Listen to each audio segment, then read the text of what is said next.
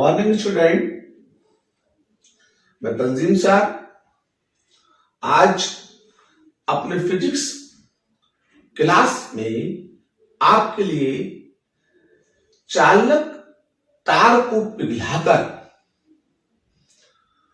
उसकी लंबाई से n गुना या तो लंबा या छोटा, यानी कि उसकी लंबाई में n गुना परिवर्तन कर दिया जाए। तो ये हमसे पूछते हैं कि अब उसका जो नया प्रतिरोध होगा, नए प्रतिरोध का मतलब यहां पर होता है जो तार हमारा बनेगा परिवर्तन के बाद, उस तार का जो प्रतिरोध होगा वो I2 बराबर n स्क्वायर R1 होगा। जैसे मैंने बोर्ड पे क्वेश्चन लिखा है और इस क्वेश्चन में मैंने आपको दिखाया है R1 ओम के एक चालक तार को पिघलाकर, यानी कि हमारे पास एक कोई चालक तार है, हमने उसको पिघला दिया, लेकिन उसका प्रतिरोध R1 था। उसकी प्रारंभिक लंबाई का n गुना, यानी कि जो उसकी शुरू में लंबाई थी, अब उससे दुगना हो, 3 गुना हो, 4 गुना हो, आधा हो, तिहाई हो, चौथाई हो, कितना भी हो, कहते हैं कि n गुना लंबाई का तार बनाया जाता है। तो इसका मतलब जब पिघलाकर बनाएंगे तो वो नया तार हो जाएगा। हाँ, बनाया जाता है। तो हमसे कहते हैं सिद्ध कीजिए कि नए तार का प्रतिरोध R2 बराबर n स्क्वायर R1 होगा। कहने का मतलब कि R2 जो नया तार बनेगा उसका प्रतिरोध होगा, R1 जो तार पहले था उसका प्रतिरोध था, और n स्क्वायर उसकी लंबाई में परिवर्तन है। तो इसको सिद्ध करना है। ठीक है, चलिए सिद्ध करते हैं। तो हमने क्या किया, हमने एक चालक तार को लिया, एक चालक तार को लिया जिसकी लंबाई को L1 और जिसके क्षेत्रफल को A1 गया, और ये इसकी अवस्था परिवर्तन से पहले की लिखी है। फिर हमने इस तार को पिघला दिया और पिघलाने के बाद हमने क्या किया, अब इसकी लंबाई को परिवर्तित किया, तो इसकी लंबाई को बढ़ाया, क्षेत्रफल कम हो गया। तो ये परिवर्तन के बाद का है, लेकिन जो इन्होंने हमें शर्त दे रखी है, शर्त, वो शर्त ये है कि L2 n गुना L1 का है। L2 क्या है, n गुना L1 का है। चलिए, इनकी शर्त को भी मान लिया। अब हम आगे की तरफ बढ़ते हैं। देखिए, अगर तार के पदार्थ को नहीं बदला है, आप उसे काट काट के छोटा कर ले या जोड़ जोड़ के बड़ा कर ले या पिघला के खींच के लंबा तार बना दे, उसका विशिष्ट प्रतिरोध नहीं बदलता है, वैद्युत प्रतिरोध बदलता है। ठीक है भाई, तो अब हम चलते हैं। तो ये परिवर्तन से पहले का तार है, तो हमने कहा इसका वैद्युत प्रतिरोध R1 है और इसका विशिष्ट प्रतिरोध ρ है। लेकिन ये परिवर्तन के बाद का तार है, तो हमने क्या, इसका वैद्युत प्रतिरोध I2 है, लेकिन विशिष्ट प्रतिरोध अभी भी क्या है, ρ ही है। चलिए, तो अब हम आते हैं। तो पहले तो हम परिवर्तन से पहले और परिवर्तन के बाद इनके आयतन को बराबर रखें, क्योंकि द्रव्यमान में कोई फर्क हुआ नहीं है। जब द्रव्यमान में फर्क नहीं हुआ है तो इनके, ठीक है, पदार्थ में फर्क नहीं हुआ है तो इनके आयतन में भी कोई फर्क नहीं होगा। मैं अपनी पिछली वीडियो में आपको बता चुका हूं। तो परिवर्तन से पहले आयतन बराबर परिवर्तन के बाद आयतन, और तार के आयतन को क्षेत्रफल गुणा लंबाई से लिखते हैं।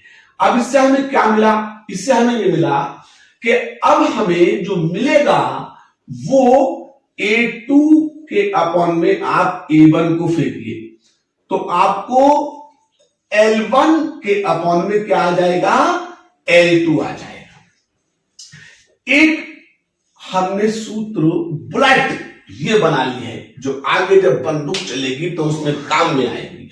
तो देखिए, यहां पर हमने क्या कहा, क्रॉस मल्टीपल से A2 के अपॉन में A1 पहुंचाया तो L1 के अपॉन में क्या आ गया, L2 आ गया। अब बारी बारी से ठीक है, दो तार हो गए, एक परिवर्तन से पहले वाला पुराना हो गया, परिवर्तन के बाद जो बना है वो क्या हो गया, नया। तो आप क्या लिखे, ठीक है, हाँ, परिवर्तन से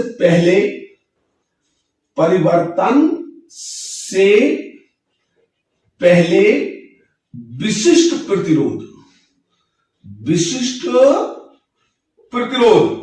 तो विशिष्ट प्रतिरोध का सूत्र रो बराबर R इंटू ए अपॉन में L होता है। अब परिवर्तन से पहले देखें तो R पे क्या है 1, A पे क्या है 1 और L पे क्या है 1, हमने लगा दिया और इसी समीकरण 1 कह दिया। इसके बाद हम चले दूसरी तरफ, तो परिवर्तन के बाद विशिष्ट प्रतिरोध, तो परिवर्तन के बाद विशिष्ट प्रतिरोध की तरफ चले, तो परिवर्तन के बाद विशिष्ट प्रतिरोध रो बराबर R2 A2 और अपॉन में L2, इसे इक्वेशन नंबर 2 कह दिया। अब इक्वेशन 1 को देखें और इक्वेशन 2 को देखें, दोनों की लेफ्ट हैंड साइड आपस में इक्वल है, बोथ साइड आर इक्वल।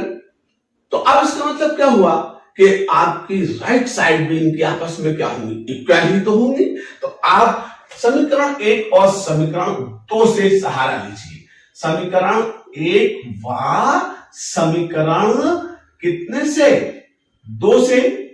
तो फिर आपने क्या किया कि जो R2 के साथ A2 अपॉन में L2 था उसे बराबर रख दिया आपने R1 के साथ A1 अपॉन में L1 के। अब हमने क्या किया, R2 तो हमको चाहिए अकॉर्डिंग टू क्वेश्चन, तो हमने R2 को तो यही रखा, लेकिन क्रॉस मल्टीपल से A1 के अपॉन में क्या आ गया A2, तो फिर L2 L1 के ऊपर पहुंच जाएगा, R1 गुणा में ऐसा ही रहेगा। देखिए क्या क्या कि A2 A1 के नीचे पहुंचाया, L2 L1 के ऊपर पहुंचाया और R1 वहीं पर रहा। अब यहां देखिए कि A2 अपॉन में A1 L1 अपॉन L2 है, तो फिर A1 अपॉन A2 क्या होगा, यहीं पर क्लियर कर देता हूं। आपका A1 अपॉन में A2 ये हो जाएगा L2 अपॉन में L1 हो जाएगा।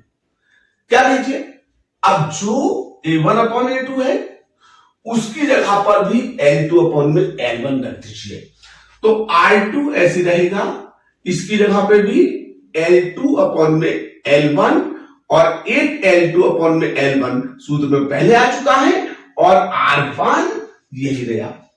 अब L2 सवाल की शर्त के मुताबिक N L1 है, तो हम L2 की जगह पर क्या रख दे, N L1 रख दे, तो क्या होगा हमारे पास R2 ऐसी रहेगा। अब N L1 अपॉन में L1 फिर N L1 अपॉन में L1 और गुणा क्या रह गया R1, तो L1 से L1 दोनों फैक्टर में कट जाएगा, तो R2 N गुणा N और गुणा R1 बचेगा। अब N गुणा N कितना हो गया, N स्क्वायर हो गया और R1, ठीक है, क्योंकि गुणा में जब आधार एक जैसे होते हैं तो घातें क्या होती हैं, जुड़ जाती हैं। तो इसलिए अब आपका, ठीक है, जो हमसे सिचुएशन को उसने सिद्ध करवाया था वो सिद्ध हो गया है। ठीक, तो बहुत आसान सा काम है, बस इसको सिद्ध करने के लिए आपको थोड़ा सा इस बात का ध्यान देना है कि अगर तार के टुकड़े को द्रव्यमान के साथ नहीं बदला है और पदार्थ को नहीं बदला है, तो द्रव्यमान ना बदलने के कारण परिवर्तन से पहले और परिवर्तन के बाद आयतन बराबर रहेंगे, और पदार्थ ना बदलने के कारण परिवर्तन से पहले और परिवर्तन के बाद विशिष्ट प्रतिरोध बराबर रहेंगे। और बस विशिष्ट प्रतिरोध को बराबर रखते ही सन आपसे जो मंजिल पूछी गई है उस मंजिल तक आप क्या होंगे, आसानी से पहुंच जाएंगे। तो उम्मीद करता हूं कि मैंने इस छोटे से सवाल को, जो बड़े बड़े आंतरिक प्रश्नों को आसान कर देगा, बोर्ड पर समझाने की पूरी कोशिश की है और आपके भी समझ में अच्छी तरीके से आ गया होगा। और अगर आ गया है तो आप फिर से यही एक सवाल मैं बार बार दोहराता रहता हूं कि आप चैनल को सब्सक्राइब और लाइक जरूर कीजिएगा, जिससे मेरा हौसला, मेरी उम्मीदें बढ़े और मैं आपके लिए फिजिक्स से संबंधित छोटी से छोटी और बड़ी से बड़ी जानकारियों को लेकर के आता रहूं।